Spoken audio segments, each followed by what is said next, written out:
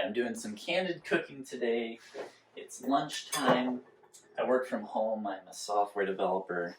And I'm making some food for my fiance and I. Now, we don't have a lot of ingredients in the house right now. I still need to go grocery shopping, but I do have what I need to make cacio e pepe.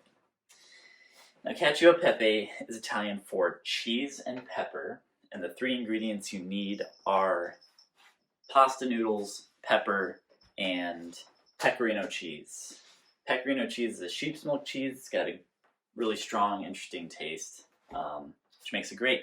So, first thing I'm going to do when I'm making any pasta is get the water boiling, because it takes a super long time for water to boil. And while it boils, we can be doing other stuff. Now, I always make sure I fill up my pot of water with hot water, because it will boil much faster if you start with hot water. I think there's maybe some myth out there that using cold water makes it boil faster. It's definitely not true. Though there is some evidence that using hot water to fill an ice cube tray, when you put that in the freezer, hot water will freeze faster than cold water. Now, I have no idea why that is, so somebody will have to explain that to me. So I'm going to get this water nice and hot. All right. I'm going to fill this pot up to start pretty tall. I'm using spaghetti noodles today, by the way. All right, that water is high enough for me. Get this boiling. All right, usually when you're making pasta, you want to salt that pasta water so you can actually season the noodles as they're cooking in there. It makes them really taste much better. For this particular dish, I'm not going to put any salt in. The pecorino cheese is plenty salty for this dish, and if you added salt to this water and then cooked the pasta in there, you might over-salt it, which you don't want to do. Now, while the water is starting to boil, I can get everything else ready. I have here some spaghetti noodles. I'm going to get 2 servings of this for my fiance and I. Now, something I heard, I have no idea if it's true, but it's worked for me, is that if you have one of these wooden spoons, that this hole is the perfect serving size for pasta.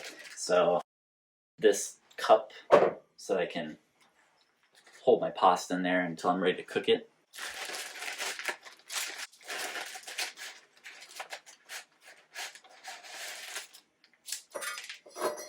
That's 1 serving.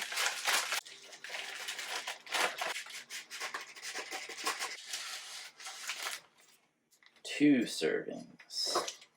Alright, there's 2 servings of pasta for us. Now, looking on this pasta, the cook time, the suggested cook time is 11 minutes. Now, I usually, for any pasta, I'll cook it 1 minute less, maybe 2 minutes less. So if this says 11 minutes, I'm going to put my timer for 10 minutes once I put these noodles in. That's because usually you'll use the last minute or two to put the sauce and mix the sauce in with those noodles, and those noodles will continue to cook as you're mixing in with the sauce, letting the sauce coat the noodles and come together. Also, going to use this time to get my cheese ready. Here is my pecorino cheese. You're going to use really a lot of cheese for this, more than you would probably expect. Maybe like a cup of grated pecorino cheese per serving.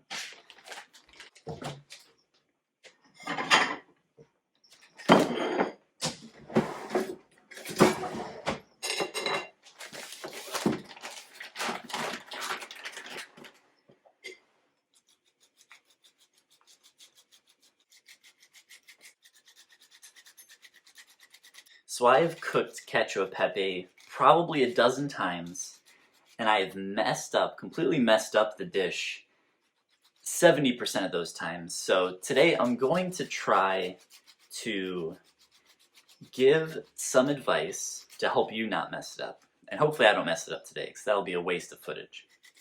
The 2 problems I think that I have when I've cooked cacio e pepe in the past and messed it up is I don't have a high enough concentration of starch in the pasta water that I use to pull the sauce together, and the pan or the pot that I'm mixing the cheese, pasta water, and noodles in is too hot. Now, the combination of not having enough starch and the pot or pan being too hot is that this cheese, instead of emulsifying into a beautiful, creamy sauce, it will melt and clump together in these big, disgusting clumps, and it doesn't work with the pasta. It kind of ruins it. It's hard work grating cheese.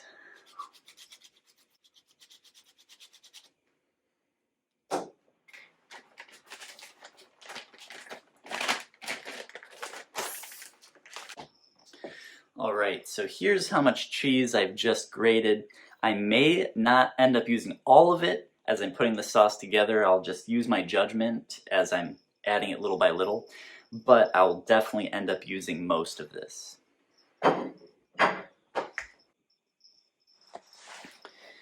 Now, whenever you have a minute while you're cooking, if you're waiting for anything to happen, always clean up while you're going along. It makes cleanup at the end of cooking much easier if you clean as you go.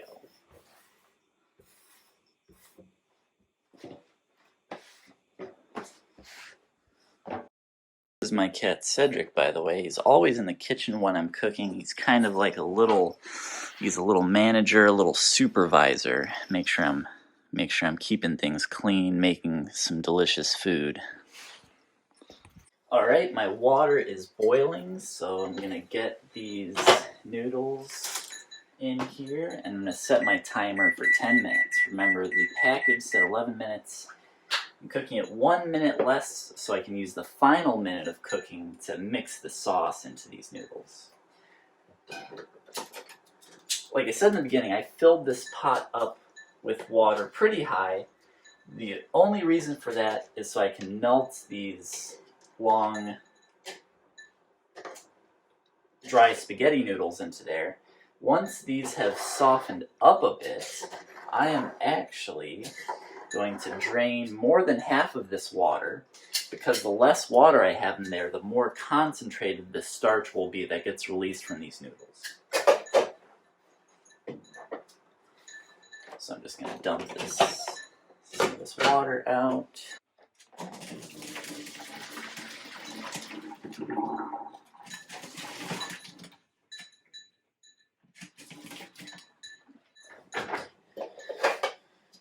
Alright, noodles are back on the boil after draining that water.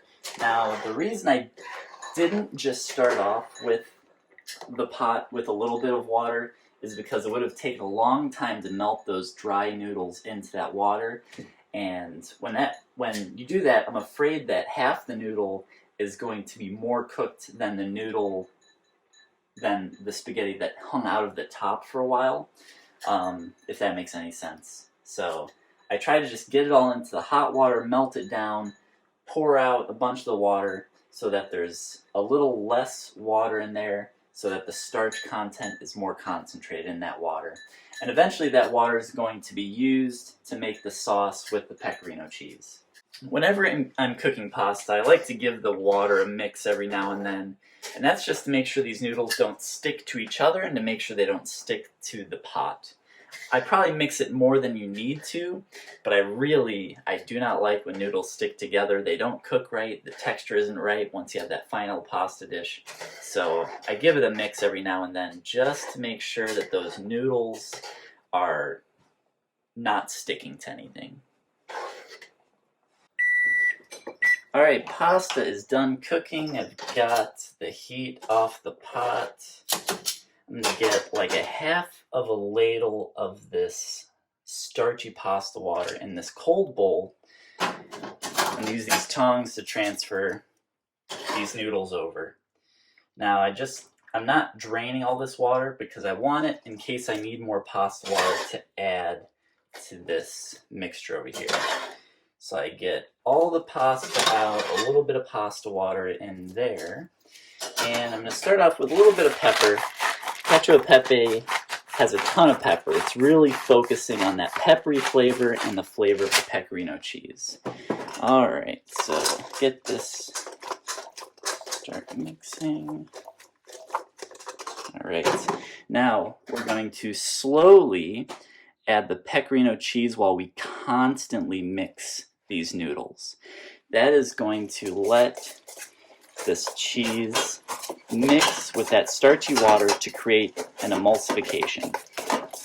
Now, emulsification just means that there is a fat that is evenly dispersed and mixed into a liquid, which creates a thick, creamy sauce. So you're just gonna slowly add the pecorino. You don't want to add a ton at one time because it'll definitely start to clump into cheese clumps. And you don't want to do that. You want it to be a nice, even sauce. Alright, some more. I'm also going to add a little bit more pasta water. It's thickening up quicker than I originally thought.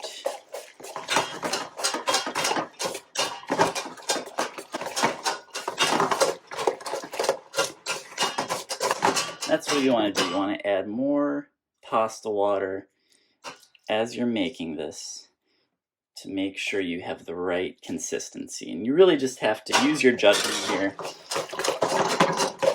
to get the creamy consistency.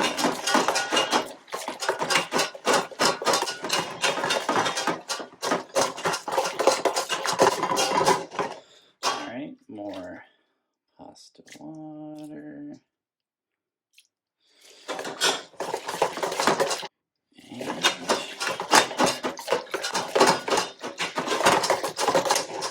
Alright, there's our pasta. Now I'm just going to plate it. A couple plates out here. I'm going to use two darker plates, these two blue plates, so that we can see the contrast of the color of the pasta on there. Maybe a good little plating tip, huh?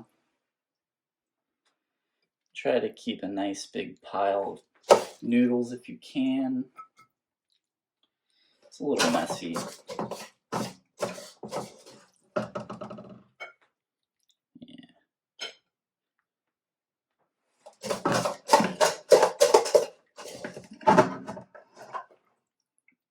Oh, look at that mess. Goodness.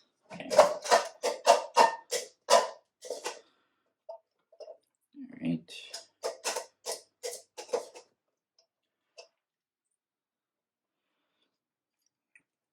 Alright, clean up this mess on the counter real quick.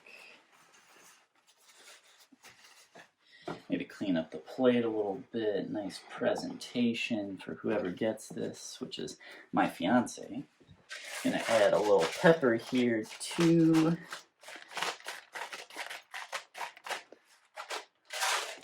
And I'll finish off and top it with the last of the pecorino cheese.